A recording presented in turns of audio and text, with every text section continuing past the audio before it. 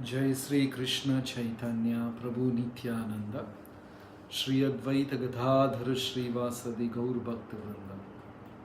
हरे कृष्णा कृष्ण कृष्ण हरे हरे, हरे राम राम राम हरे हरे।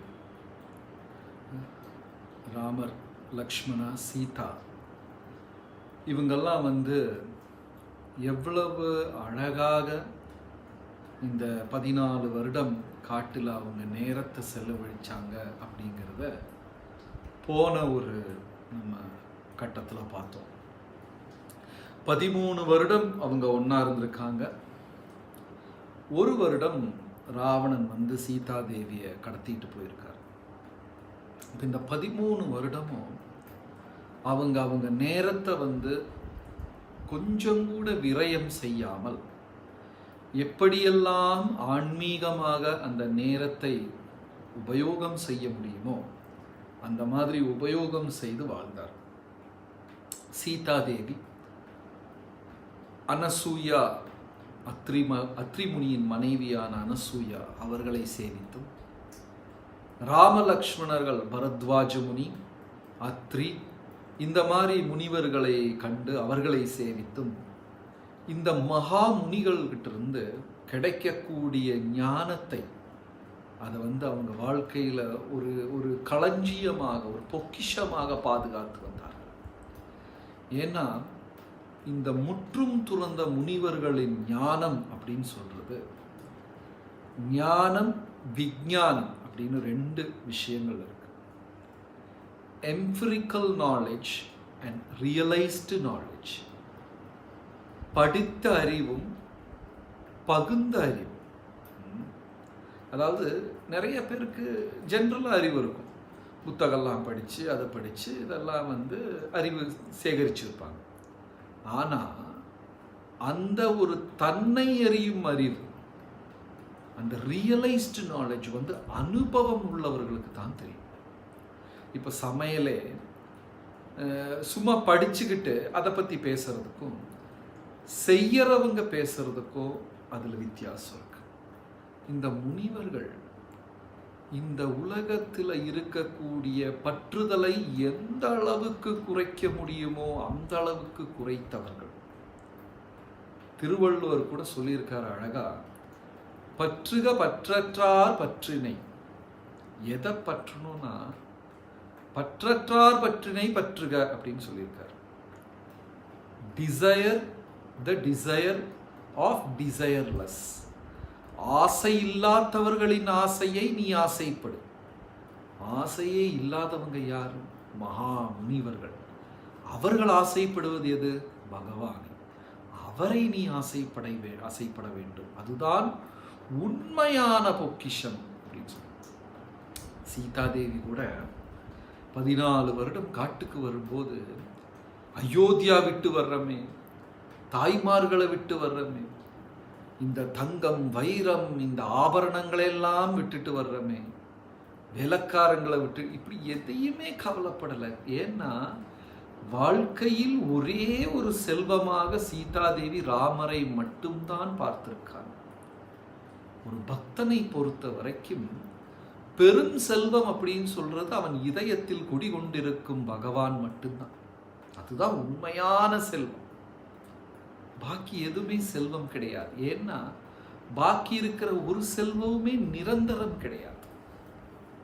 எல்லாமே கொஞ்ச நாள் நம்ம கூட இருக்கும், அதுக்கப்புறம் நம்மளை விட்டு பிரிச்சிடும்.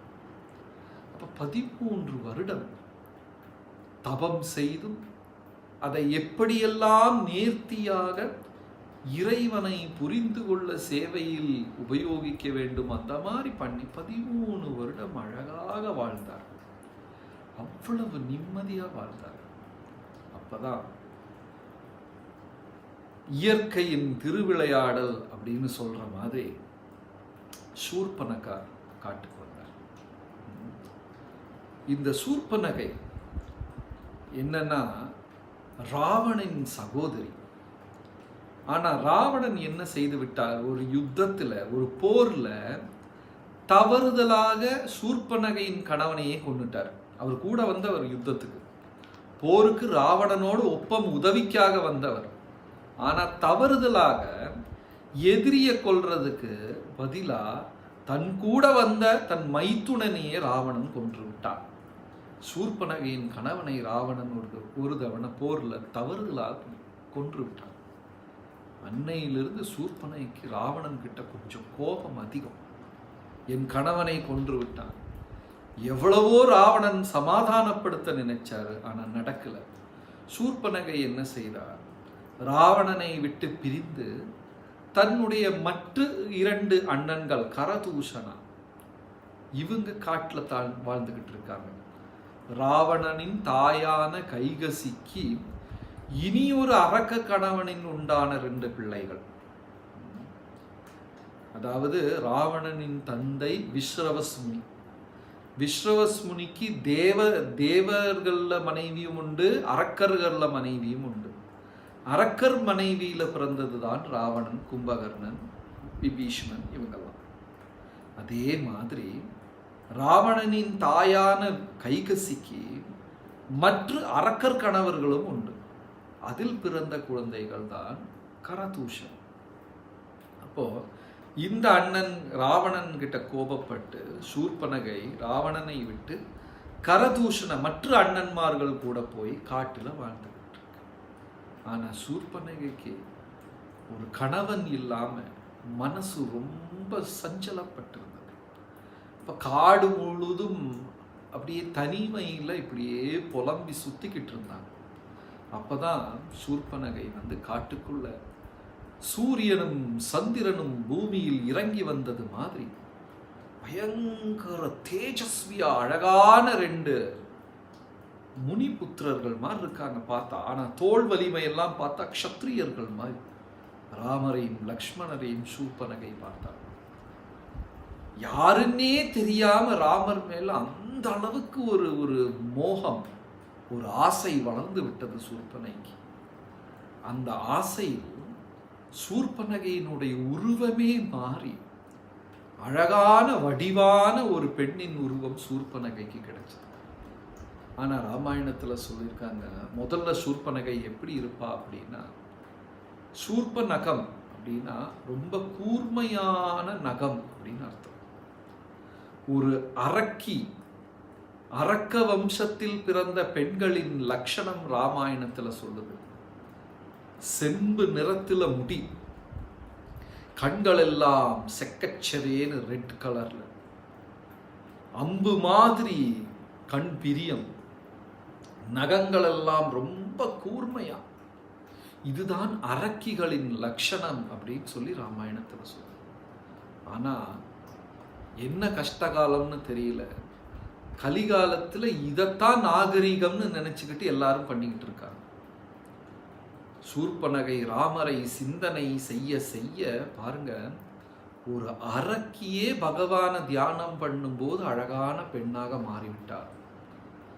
சூர்பனகை அவ்வளவு அழகா மாறிட்டு ராமரும் லக்ஷ்மணரும் காட்டில் ஏதோ பணி வேலைகள் செய்து கொண்டிருக்கும் போது சூர்பனகை ராமர்கிட்ட, என்ன யார் நீங்க?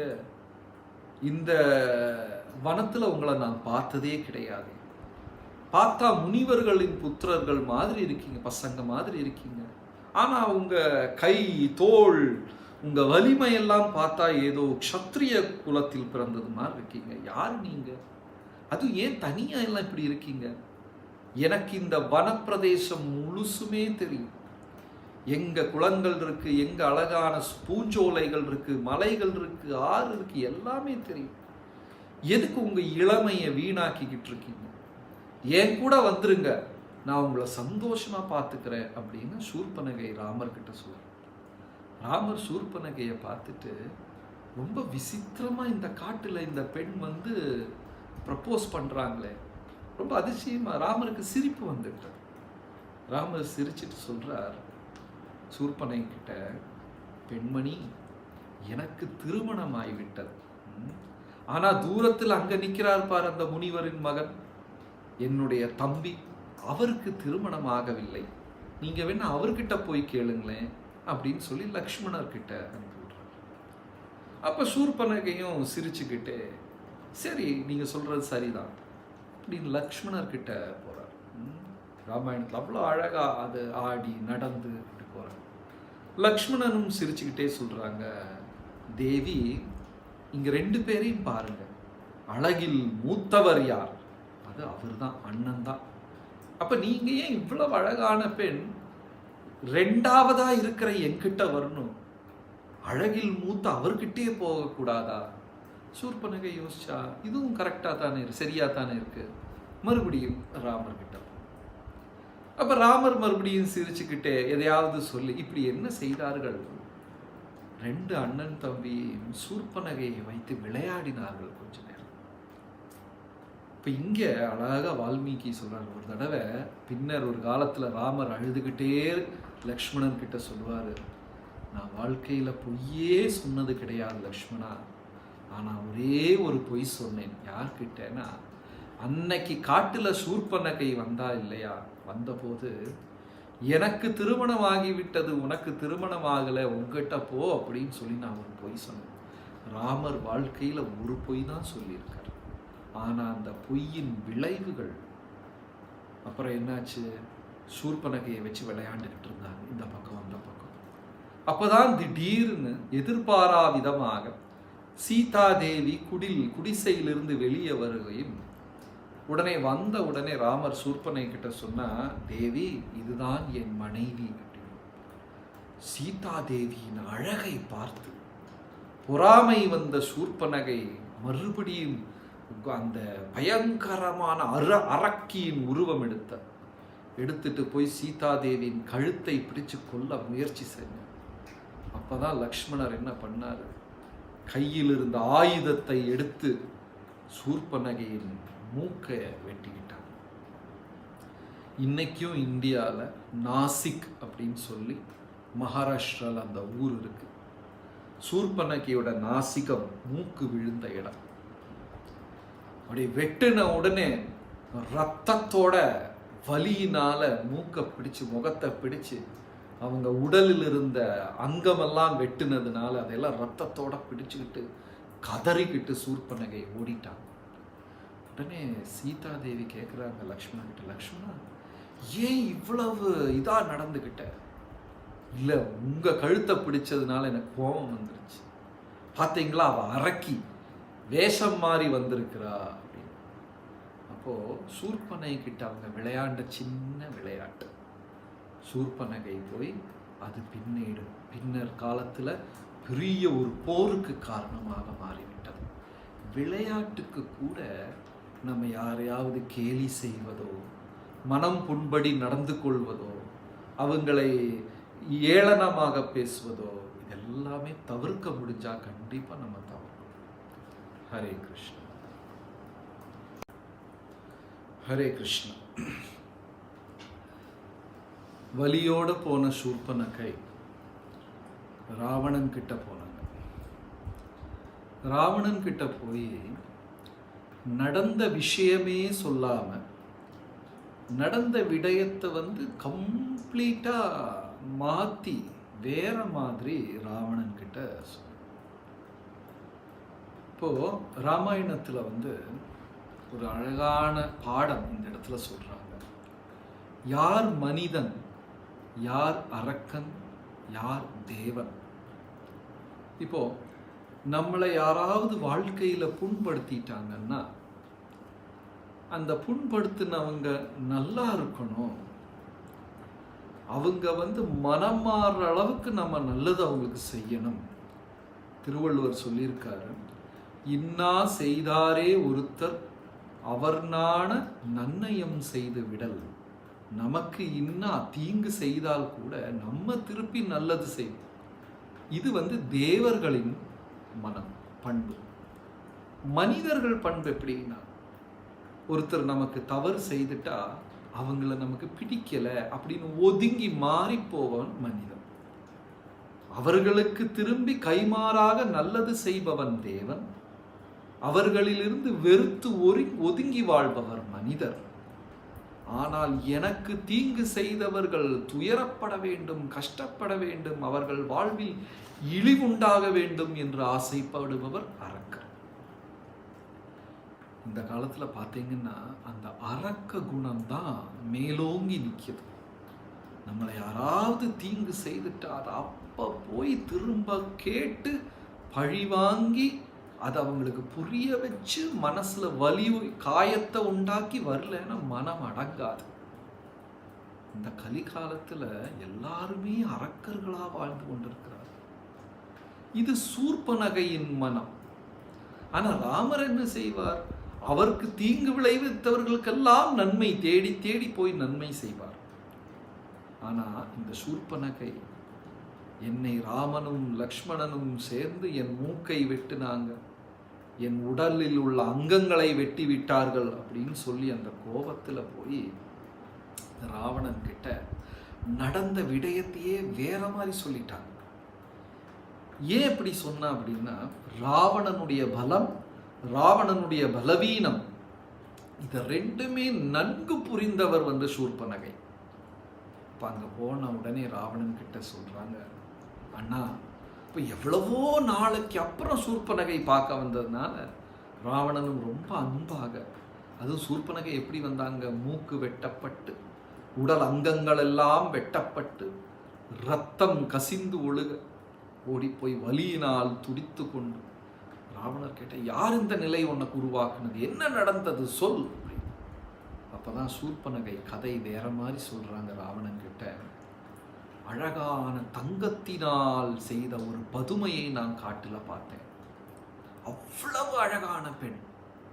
அந்த பெண்ணை பார்த்த உடனே, உனக்கு தகுந்தவள் அவள், உனது அரியணையில் உட்காரக்கூடிய அனைத்து தகுதிகளும் அவளுக்கு உண்டு அப்படின்னு சொல்லி அந்த பெண்ணை சென்று உனக்காக நான் கேட்க போனேன். ஆனால் அந்த பெண் கூட இருந்த 2 பேர் அவங்க என்னை இந்த நிலைக்கு ஆளாக்கிட்டாங்க அப்படின்னு சொல்லி கதையவே மாற்றி சொன்ன. அப்போ ராவணன் கேட்குறான், அந்த பெண் அவ்வளோ அழகான பெண்ணா அப்படின்னு சொல்லும்போது சூர்பனகை என்ன பண்ணுறாங்களா, சீதையின் அழகை ராவணனுக்கு எடுத்து சொல்றாங்க.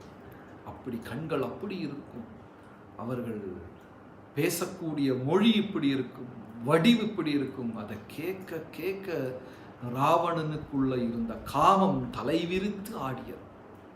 இப்ப ராவணனை எப்படி தன் வசப்படுத்த வேண்டும் என்று சூர்பனகை நன்றாக தெரிந்து வைத்தது. சொன்னாங்க, ராவணா, அந்த சீதை உன் கூட இருந்தா மட்டும்தான் நீ பூர்ணமான மனிதன், இல்லைன்னா என்னமோ ஒரு குறை உங்ககிட்ட இருக்கிற மாதிரி அப்படின்னு சொல்லி ராவணனை மெதுவாக இலக்கி விட்டார். அதுக்கப்புறம் ராவணன் தினந்தோறும் சீதையை பற்றியே நினைச்சு நினைச்சு நினைச்சு ஆசையை வளர்த்து கொண்டார். கீதையில கிருஷ்ணர் சொல்றார் அர்ஜுனன் கிட்ட, தியாயத்தோ விஷயான் பும்சஹ சங்கஸ்தேஷு பஜாயத்தே சஞ்சாத் சஞ்சாயத்தே காமா காமா குரோதோ விஜாயத்தே. நம் புலன்கள் ஏதாவது ஒரு பொருள் மேல மறுபடியும் மறுபடியும் அதன் நாட்டம் செலுத்தி கொண்டே இருந்தால் அந்த ஜடப்பொருள் எவ்வளவு கீழ்த்தரமான பொருளாக இருந்தாலும் நாம் மெதுவாக அதில் ஆசைப்பட ஆரம்பித்து விடும். எந்த விஷயத்தை வேணா நீங்க கேட்டுக்கிட்டே இருங்க. ஸ்டாக் மார்க்கெட், பங்கு சந்தை, அதை பத்தி தினந்தோறும் கேட்டுக்கிட்டே இருங்க. பங்கு சந்தை மேல ஆசை வந்துடும். குதிரை ரேஸ், குதிரைப்பந்தயம், அதை பத்தி தினந்தோறும் கேட்டுக்கிட்டே இருங்க, அது மேல ஆசை வந்துடும். எந்த விஷயத்தை திரும்பி திரும்பி கேட்டுக்கிட்டே இருக்கிறோமோ அந்த விஷயத்து மேல ஆசை வந்துடும். அதனாலதான் புராணங்கள் சொல்லுது, கிருஷ்ணரை பற்றி நிரந்தரமாக கேட்டுக்கொண்டே இரு. ஸ்ருண்வதாம் ஸ்வகத கிருஷ்ணா புண்ணிய ஸ்ரவண கீர்த்தனா. பகவானை பற்றி திரும்ப திரும்ப முதல்ல கேட்கும் போதெல்லாம் அது மனதுக்கு பிடிக்காது, என்னவோ மாதிரி இருக்கும், விட்டுட்டு போற மாதிரி எல்லாம் இருக்கும். ஆனா திரும்ப திரும்ப நம்ம பகவானை பற்றி நிரந்தரம் கேட்டுக்கொண்டே இருந்தால் பகவான் மனதும் பகவான் மீது ஆசை கொள்ள தொடங்கும். புராணங்கள்ல சொல்லியிருக்காங்க, 4 பொருட்களை நிரந்தரமாக சிந்தித்தால் அந்த 4 வஸ்துவும் நம் கண் முன்பே தோன்றும் அப்படின்னு. 4 விஷயத்த நிரந்தரமா யோசிச்சுட்டே இருந்தோம்னா அந்த 4 பொருட்களும் நம் கண் முன்பே தோன்றும் அப்படின்னு சொல்லியிருக்காங்க. அதுல 1 வியாதி, இந்த வியாதியை பற்றி நிரந்தரம் நினச்சிக்கிட்டே இருந்தோம்னு வைங்க, அதுவும் வந்துடும்.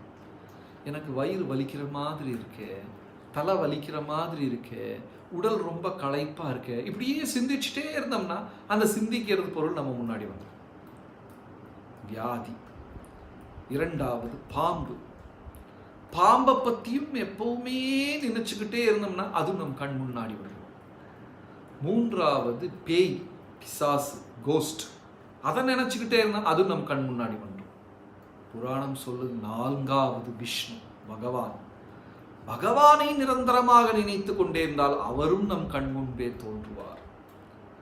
அப்ப சீதையை பத்தி நினைச்சு நினைச்சு நினைச்சு நினைச்சு ராவணன் ஆசையை வளர்த்து கொண்டார். இனி ஆசை வளர்த்ததுக்கு அப்புறம் என்ன, இந்த சீதா தேவியை எப்படி தன்வசப்படுத்துவது அப்படின்னு சிந்திக்க ஆரம்பிச்சார். சாதாரணமா போக முடியாது. ஏன்னா அந்த அளவுக்கு பதிவிரதையான பெண், பக்கத்துல நெருங்கக்கூட முடியாது. அக்னியை போல இருக்கக்கூடிய ராமரும் லக்ஷ்மணரும் என்ன செய்வது? அப்பதான் தன் மாமனான மாரீச்சனின் உதவி எடுக்கலாம் அப்படின்னு ராவணனுக்கு தோன்றுச்சு. மாரீச்சன் கிட்ட போய் இந்த விஷயத்த சொல்றார் ராவணன். மாரீச்சனுக்கு ராமரை பத்தி நல்லா தெரியும். ஏன்னா ராவணனுக்கு 3 மாமன்மார்கள், மாலி, மால்யவான், சுமாலி என்று 3 மாமன்மார்கள். தாய் மாமன் உண்டு. அதாவது ராவணனுடைய தாயினுடைய அண்ணன்மார்கள் மாலி, மால்யவான், சுமாலி 3 பேர். இந்த 3 பேர் அரசாட்சி செய்த இடங்கள் தான் மாலி தான் இன்றைக்கு பாலி என அறியப்படும் ஒரு நாடு. மால்யவான் அரசாட்சி செய்த இடம் மலேசியா. சுமாலி அரசாட்சி செய்த இடம் சுமத்ரா. இன்னைக்கும் அந்த நாடுகள் எல்லாம் இப்பவும் இருக்கு. இந்த நாட்டில எல்லாம் போனோம்னா ராமாயணத்தோட பெரும் சம்பந்தம் இந்த நாட்டுகளுக்கு உண்டு. பல விஷயங்கள் ராமாயண கதை சம்பந்தப்பட்டதாங்க எல்லாம். மாலி, மால்யவான், சுமாலி இந்த 3 மாமன்மார்களும் ஒரு முறை விஷ்ணு எதிராக போர் தொடுத்த போது அந்த போரில் பங்கெடுத்தவர் மாரீச்சன். அப்ப மாரீச்சனுக்கு நல்லா தெரியும் யார் நாராயணன், நாராயணனுடைய தோல் வலிமை என்ன, புஜபலம் என்ன, சக்தி என்ன நல்லா தெரிந்தவர். ராவணன் கூட சேர்ந்து அந்த நாராயணர் ராமராக இருக்கும்போது போய் நான் விளையாடினால் கண்டிப்பாக என் தோள் மீது தலை இருக்காது அப்படின்னும் மாரீச்சனுக்கு நல்லா தெரியும். ஆனா நான் பங்கு கொள்ள மாட்டேன் அப்படின்னு சொல்லிட்டா ராவணன் என்னை கொண்டு விடுவான். ராவணன் கையால் இறப்பதை விட ராமர் கையால் இறப்பதே மேல் அப்படின்னு சொல்லி முடிவு பண்ணிட்டு மாரீச்சன் சரி அப்படின்ட்டு இந்த மாரீச்சன் மாயாமானின் ஒரு உருவம் எடுத்தார். இந்த கதை ரொம்ப அழகான கதை. இந்த கதையில நாம் தெரிந்து கொள்ள வேண்டிய பல விஷயங்கள் உண்டு. மாரீச்சன் மாயாமானின் உருவம் எடுத்தார். இந்த மாரீச்சன் அப்படிங்கிற வார்த்தையிலிருந்து தான் ஆங்கிலத்தில் மைரேஜ் அப்படிங்கிற வார்த்தை உருவானது. மைரேஜ் அப்படின்னா மரீச்சிக்கை அப்படின்னு அர்த்தம். அதாவது வெயில் காலத்துல நம்ம சாலையில, பெருஞ்சாலையில வாகனத்துல போகும்போது, நம்ம வண்டியில போகும்போது தொலைவில் அந்த ஹைவேல தண்ணி இருக்கிற மாதிரி தோன்றும். நம்மளுடைய வண்டி அந்த தண்ணி கிட்ட போனா தண்ணி கொஞ்சம் கூட தொலைவில் இருக்கிற மாதிரி தோன்றும். மரீச்சிக்கை, மைரேஜ். இந்த மைரேஜ் அப்படிங்கிற வார்த்தை மாரீச்சன் அப்படிங்கிற வார்த்தையில. ஏன்னா ராமர் மாரீச்சன் பக்கத்துல போன உடனே மாரீச்சன் கண்ணுல இருந்து மறைஞ்சிடுவான். கொஞ்சம் கூட தூரத்துல அந்த தங்கமான் தெரியும்.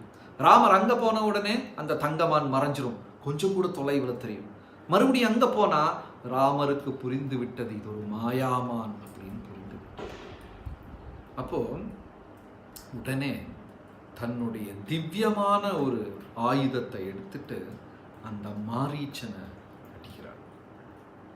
மாரீச்சன் அடிக்கும் போது மாரீச்சன் ராமரின் குரல்ல பயங்கர சப்தமா, லக்ஷ்மணா சீதே அபயம், காப்பாத்துங்க, லக்ஷ்மணா என்ன காப்பாத்து, சீதா என்ன காப்பாத்து, லக்ஷ்மணா என்ன காப்பாத்து அப்படின்னு ராமரின் குரலில் மாரீச்சன் கத்துனான். அப்போ இங்க குடிசையில் இருக்கக்கூடிய லக்ஷ்மணரும் சீதாதேவியும் அந்த குரலை கேட்கிறாங்க.